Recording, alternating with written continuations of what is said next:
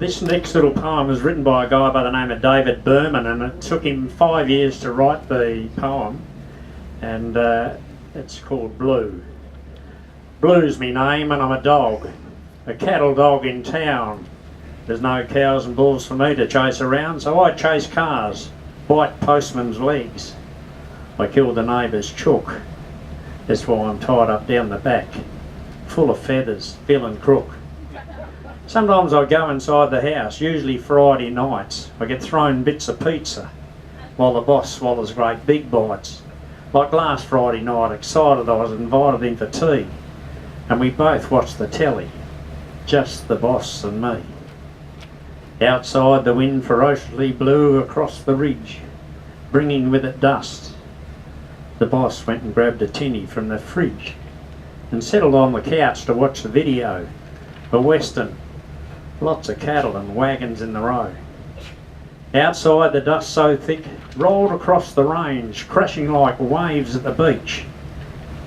I scratch myself a lot because I've got the mange. There was dust on the telly too, caused by all the cattle and cowboys and Indians that they fiercely battled. An Indian shot a cowboy and all the cattle bolt. I'd love to chase those cattle and help the cowboys halt the wild stampede.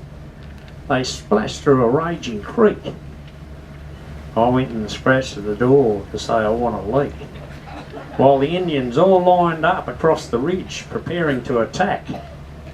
The boss went and grabbed another tinny from the fridge and staggered back past me, still scratching at the door, and he said, "Go on, shut up."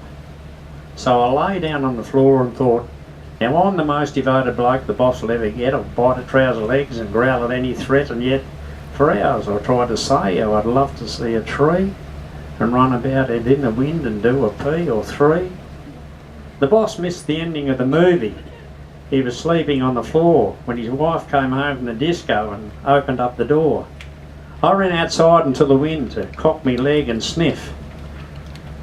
Smells like the bitch on heat next door. Now that's my favourite whiff. And then I heard some shouting coming from the house. The poor old boss was having trouble with his spouse. "Go on, get outside," she cried. "Tie up the bloody dog. You haven't done the dishes, you lazy loafing log, lying there drunk like you always do. Go on, get outside. Tie up bloody Blue." Well, tied up down the back, there's lots of time to think. There's lots of time to walk around, chew a bone and drink. There's lots of time to sit and scratch and use me teeth to crunch the fleas and flies I catch. There's lots of time to sit and think of Friday night TV when we're both allowed inside, just the boss and me.